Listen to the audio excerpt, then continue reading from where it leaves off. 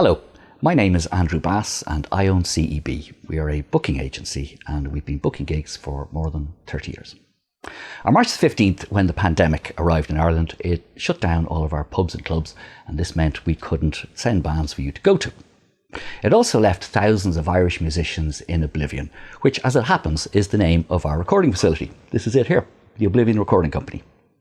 Now, we thought if we can't put on shows for you to go to, we will bring some shows to you. We're going to cover rock bands, punk bands, ballad bands, trad bands, tribute bands, any genre at all. And if you'd like to be featured on the show, please get in touch. Send your band links to info@ceb.ie. So episode 1, Sessions from Oblivion. This is Car Crash.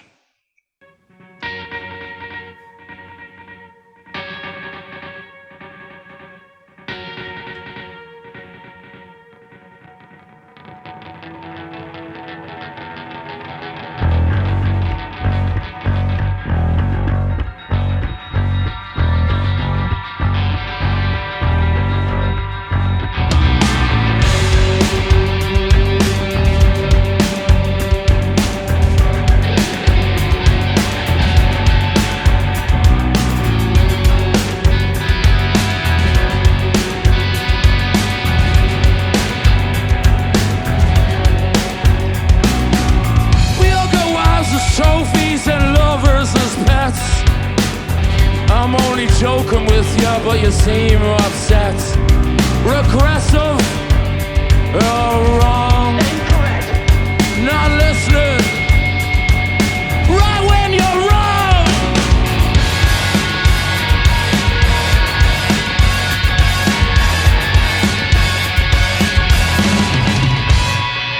And everybody's arguing over absolutely nothing on the internet. There's a lack of intellect, and your ideas shouldn't fit your identity. Jesus hates Christ, save me from theocracy.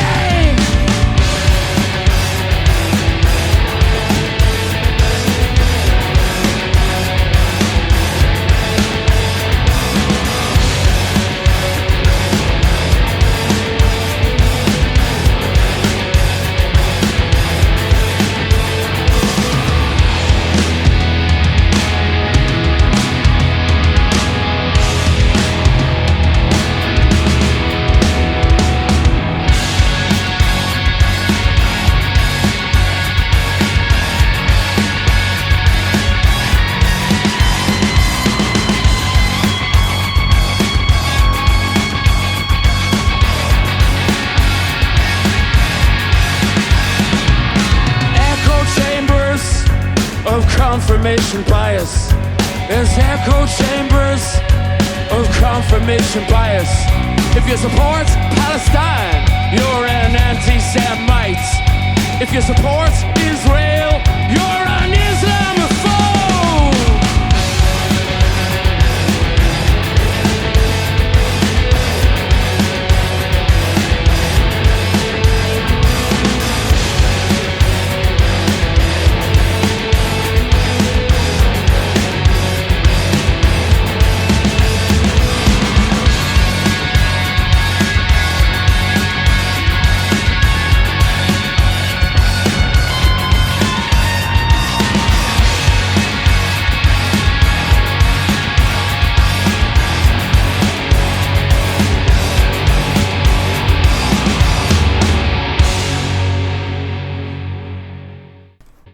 Okay, that was Car Crash live in Oblivion Studios, playing Them Not Us. I'm very happy to have them here in my spiritual home of Dwyer's Dunboyne. So I'll start with you. How did Car Crash come together? Me and Jay played together years. We made a noisy EP under a different name called I Am a Car Crash in about 2015, and then we got in a guy called Shane, who was a friend of mine from work, and then we met Sorsha and we joined Sorsha and became Car Crash. Sorsha, you're the new member. You're the Ronnie Wood of Car Crash. Pretty much, yeah. I joined about a year ago. Will you tell me, you saw them in Fibbers Yeah, I was actually in Fivers one night. I was out for a few pints with my best mate Tahoe, and I was going through. She went to see the other band that I were went to playing see that the night. band that they were supporting. Had a few pints. I was actually in the toilet and I heard this mad song going on in the background. I came out and I had my pints, stumbling out of the toilet, and they just were about to just rip into the chorus of Final Drift. I heard that hit in. I just stopped and went, whoa. Should you be touring the world with somebody from? Yeah, briefly I'll say I should be out touring the proverbial world with Steve Ignorant playing Crass songs. I asked the band to send me some words about the tunes that we recorded, and that first song you heard, Them Not Us, I got this: a social commentary that bites everyone around the campfire. I have no idea what that means. Would you care to explain, John? Well, the song is just a social commentary that doesn't really take any particular side. So whatever your ideology or your political leaning or your identity is, if you base something on it, it will annoy you in some way or other. Where are you on that spectrum? Nowhere. Like, that's why when people go, are you a political band? No, because we don't represent any political ideology. We'll talk about what we want to talk about. But the fundamental thing I'm always talking about, and a lot of the songs talk about, is just be a fucking human and work it up from there. Yeah. Like, instead of being a white person, or a well-off person, or a poor person, or whatever it might be, a black person, whatever you might want to class yourself or identify as, just go with human and it'd be a bit easier, I think. You mentioned to me before, when you write lyrics, that you just sort of write them. They just come out. They do, yeah, and then I work it out later. Okay. All right. Time for more music. That was a bit deep. Sorry. I like Tell it. jokes next time. But after this song, we'll get a few knock jokes. I'll tell some one-liners, I promise. Knock. Who's there? Car crash. The end. I like a band that you don't have to think when you listen to them. Yeah, so. Okay, second of three from Car Crash live in the studio. This is Moral Champs.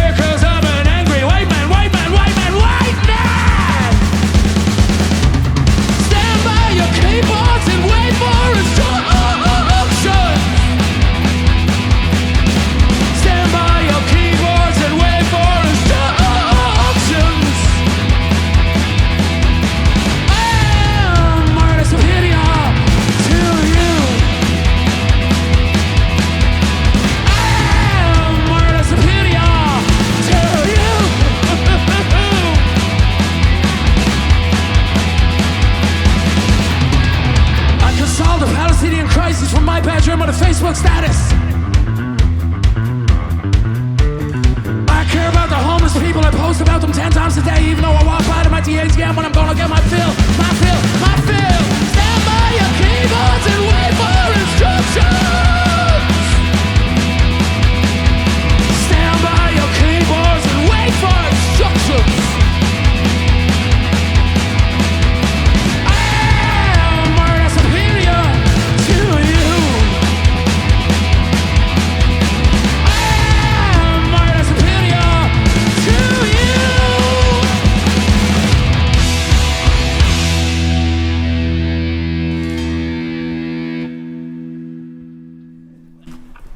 Okay, that was Moral Champs by Car Crash playing live in Oblivion Studios, and I'd asked the guys to send me over some notes about the tunes, and on this one, intriguingly, they sent Imelda May getting chased by the Pixies on some bad mushrooms, a song only for the most righteous, pure and true. Jay, what's that all about? Well, John can talk about the lyrical content, but the song, when we kind of wrote it or whatever, it does have that kind of like train kind of, and that's kind of what Imelda May's kind of shtick is on, and it's got like a classic rockabilly. Yeah, exactly. Rockabilly kind of that and sort of it stuff. Absolutely kills my wrist. So after we played it, usually she was like Shake, yeah. shake my wrist. No different to a Friday night. Exactly. Yeah. That is true. Once we had that kind of going, John was able to go off on the lyrics, so he'll be able to kind of elaborate. John, on what's the song about? It's just poking fun at when people share stories about something good they done online and just ruin the good of it. Stand by your keyboards and wait for instructions. Yeah. You know, like we're all just ready to go, just like I'm about to jump in and show everyone how Tell great me I what to am. feel. Tell me what to feel, Facebook. Are Car Crash a political band? Yeah, some people say we are. I would say we're not. I would say we just say things about what we feel about situations and stuff, and we never shy away. So when you're writing songs, you mentioned before, at the moment you're man watching. I'm doing a lot of man watching, yeah. What's that about? It's just fun because, guys, if a woman watches a man, for sure, the man acts different. If a man watches a man, the guard isn't down. A guy will try and bond with you about horrible shit. He'll be like, did you see the tits on her walking by and stuff like that? And I'll be like, you disgust me as a person, don't talk to me, but so when you're on a bus or when I'm on public transport, I'll look at a guy if he's rubbernecking and I'll keep an eye on him, and then I get to see the way he acts, and then I get to write about that to a certain extent. Okay. So there's a song in the pipeline about man watching. Yeah, we have a song called Blonde Men Are the Worst. That's about that. And then Blonde Men Are the Worst. Why blonde men? None of you are blonde. Yeah. You had to pick somebody. Well, Experience. they're the most Aryan. Really? They're always the ones that will do the hand around the hip when you're trying to get by, just slight little things. It's rare you meet a sound blonde man. It's like meeting a sound guy called Reese. Reese? Yeah, if a guy's called Reese, he's doing very well if he sounds. Right. James as well. What if he's blonde and called Reese? James. He hasn't got much hope. No, it's all over. It's just, some people were never born with a chance. Right. Okay. So, but no, it's only making fun. Blonde Men, it's just a funny title. Yeah, it's just we have really nothing fun. against blonde men. Well, Yeah. right.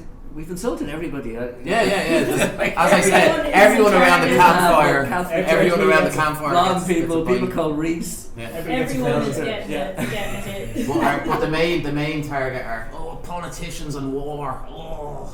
Oh yeah. We hate war. We hate war. Can we stop Slavery. war? Yeah. Can that happen? Right, so we're going to have a segment in each programme where I have discussions with industry professionals and performers, and they tell us their tips and tricks on how to get ahead in this business of show. This week it's icon of Irish music, Ian Wilson. Hello Ian, and how are you doing today? Andrew, good day to you. Thank you very much for taking the time to be part of Tips and Tricks. And of course, to my age group, you don't need any introduction at all. But for the younger viewers, I should point out that you are a founding producer for RTE 2FM and a great champion of Irish rock music for many decades. I'd imagine over 40 anyway. Well, let's call it new music, because we did spread it did start off as a kind of a rock show and sort of punk and new wave, but we quickly moved into it. Yeah, the fanning sessions themselves were just manna from heaven, really. Yeah, it was for young bands. Take the big recording studios we had and use them. Get new bands in and stick them on the airwaves, because at that stage recording were very expensive to make for a band. Studio and all that technology, incredibly expensive. I mean, you couldn't comprehend the difference in cost. Yeah, I don't know if you remember the phone call, but I think I was 20 or 21, and I'd been listening to the show, and you'd featured some band. So I rang the radio station and asked to speak to somebody from the Dave Fanning Rock Show, and I was patched through to you. you, Oh yeah. you took the call, and I explained, I had a new 3-piece band, and we'd done a demo in Eamon Andrews Studios, all of 4 tracks, a lot of bouncing, and I posted that to you, and you called me back and said, "Come on in, we'd like to do a session," which was just incredible. We'd never recorded more than 4 tracks. I think we'd made 2 demos. So it'd been a 24-track studio. And then, of course, you'd produce the band, and then you'd feature that band on the Dave Fanning show. And not only that, but you gave us money. Yeah, but given that we were the only national radio program at that stage, and we were doing that, you had a really good chance as an Irish band, a band in Ireland, of getting a session. Far better chance than you would have had in a population of 56 million of getting a session on the Peel Show or BBC Radio 1. So it was a big level of access. It was fantastic, and then to be played on the airwaves, absolutely brilliant stuff. I was looking up something, and I found a great quote by, if you don't mind, Mr. Fanning. Ian Wilson is mad. He's strident and opinionated. He annoys people. By way of balance, I'm sure he also has some bad points, but I don't know what they are. In this segment of the show is tips and tricks from industry professionals, and I'd like to know your top 3 tips or tricks for young up-and-coming bands. Okay, first thing before I do that, just let's say to you that, look, hey, that's cool, isn't it? The way that does it. Ooh. Anyway, enough of that. Thanks for that. There is no magic in this. It's a mixture of hard work, a little bit of being smart, talent and luck, and probably in that order. But that's the way it is. I have 3 general sort of things here. One is a really practical thing, is for people starting out, do not overspend on your early demos, videos. It's much cheaper to record material these days than it used to be, but there's a lot of video with music now, inevitably, so you can spend a lot of money very easily, and frankly, you're throwing a lot of money at this stuff very early on in your career, unless it's somebody else's money. I strongly would advise against it. Wait till you know a bit more and you've a bit more idea what you're about before you start throwing your own money at expensive videos or expensive productions and so on. It's a really bad way to spend money early on for bands, groups, singers, performers, whatever you like to call it. Secondly, first, it's the songs, by which I mean what's going to get you anywhere, what's going to get your attention, what's going to ultimately get you somebody to pay money to help record you is your songs. And the main revenue stream now for artists is going to be songwriting, the publishing, the playing of your material on air, on video, on film, on television, and so on and so on. That's actually what's going to make you any money at the minute. There is no other money to be made from most bands, and it's increasingly gone that way anyway. Trying to actually sell copies of your music, whether it be in physical or in digital form, is hard work compared to the way it used to be. Now that may change, but it's your songs. I mean, it's your Spotify plays, it's your airplays and so on, which is all based around publishing. The ownership of the songs. That's where the real money is. So it's the songs, guys. Anyways, but back to what we were talking about. The third thing, which is sort of related to what we're talking about there, is do the research before you start sending your material out. Do something as simple as get a hot press yearbook so you know who you're talking to in Ireland, and it gives you. It's not perfect, but it gives you a good guide to what's going on, contacts in the business, and how to find people and so on. And before you start bombarding people with material, check out what they do, how they relate. Are they going to relate to what you're actually doing? And the reason I say this is not that it's just a waste of time. You haven't unlimited time. And what you must do when you send stuff out to people is to check back in with them. And you can't check back in with 100 people. 55 or 60 of whom are not remotely interested in what you're doing. You're better off to suss out the 30 or 40 people who are interested and persist with them. You're going to get much more results. And so this, I said, work out what you're offering, and who's the best people to offer it to. You know, Okay. have a, you know, that's simple research, and it does get results. Right. Brilliant. Well, you know this yourselves. You said you sent the material. You made the contact. You sent the material. The material was listened to. You got a response. Now But go to the people that are relevant to your style of act. big time. And most as importantly, have a good song to begin with. Yes, and as I said, the song will work. Do not overly spend on the production elements of it in the first place. Like you say, recordings come down. It's not nearly what it was. It was nearly unattainable in the 80s, and now people can record at home and with high quality too. And focus on the songs. Don't focus on the production so much and all the latest tricks and all that. That's not going to work ultimately. It's the songs people want. You know? Yeah, brilliant. Mr. Wilson, thank you very much for your time, and thank you for the sessions in the 80s, and also you've been giving me some advice on this program as well, background. So thank you very much for that too, Ian. Yes, and as I said, a lot of health and safety advice, but these days it's probably a good idea. Yeah. Got to be done. Thank you very much, Ian. Cheers, Talk man. to you soon. Bye now. Bye. Okay, we're back with Car Crash, and delightful people that they are, noise merchants. Yeah. Is it post-punk? Is that what you call yourselves? Yeah. Or whatever people say we are. Yeah. Shit. You Shit. Whatever it might We be. are the shit. The shit. We are Shit. the It says shit. on your Facebook page, band interests: beer, pizza, loudness, sex, ribs, and darkness. Oh shit! I wrote that ages ago. That's a healthy sex, mix. ribs, and there. The ribs is in relation to. Yeah, that was a different genre. Really? Mad into your ribs. I don't. Ribs and darkness. You should just eat ribs, listen to Leonard Cohen. Right, okay. It also says in your biography, close your majestic eyes and picture talking heads smashing into a factory of symbols while you two are doused in petrol and frame grilled on the roof.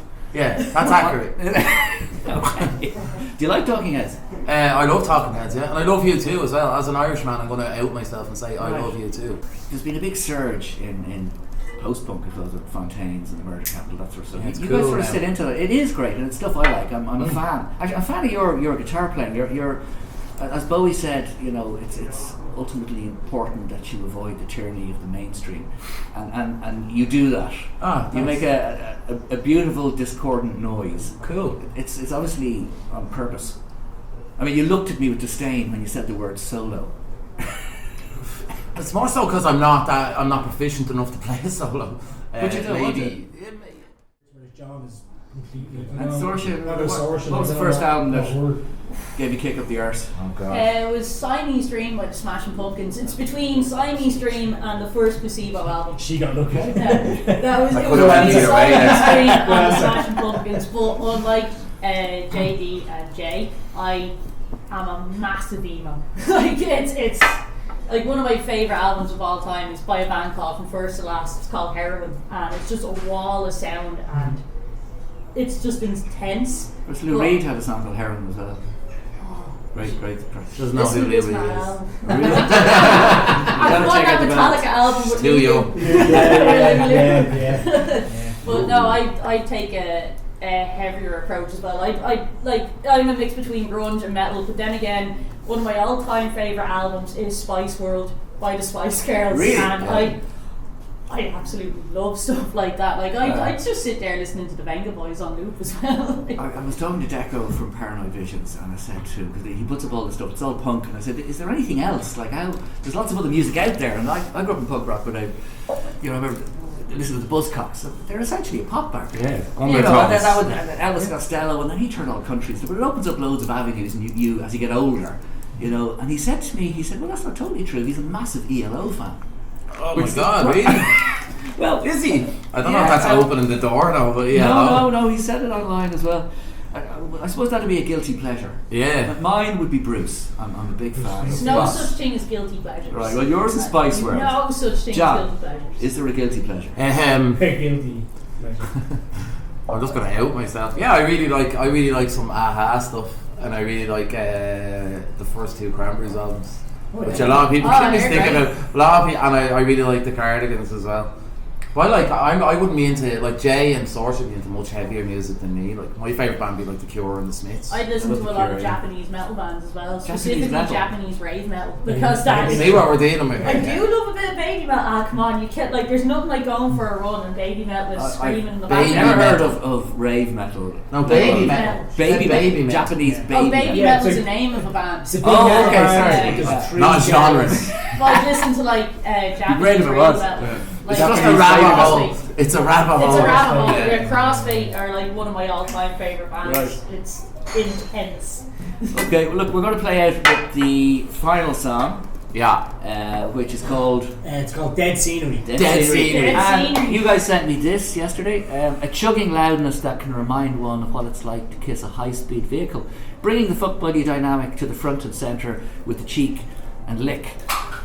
What does that mean? It's the safest way to get the feeling of a bus hitting you in the face without dying from the impact.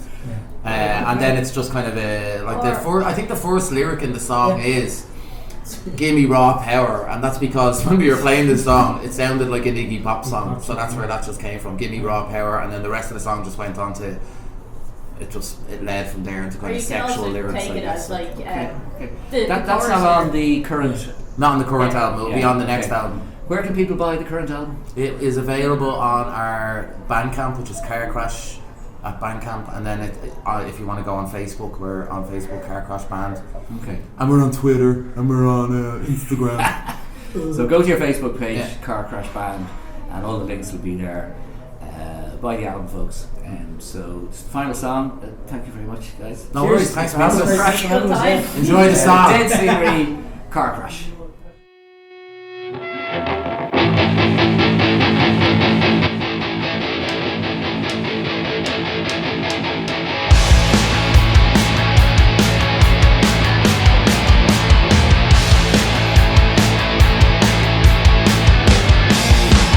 Give me raw power. There's somebody watching you. It's not what you're saying, it's what you're doing. It's not what you're playing, it's who you're screwing. Oh, Deborah,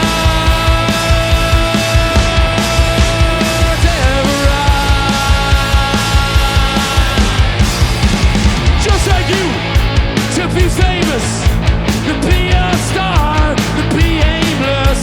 And don't forget, you've already forgotten. And don't forget, you've already got rotten. Deborah, Deborah.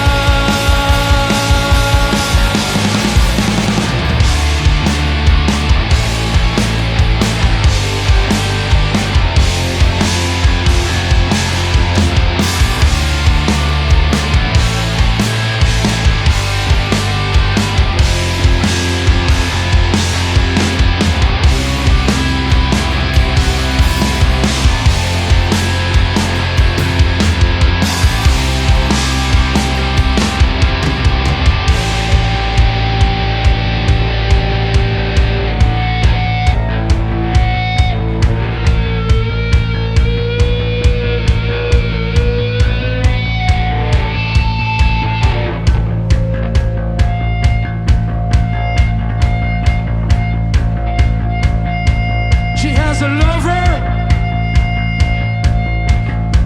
a dirty secrets. I wanna get drunk with you.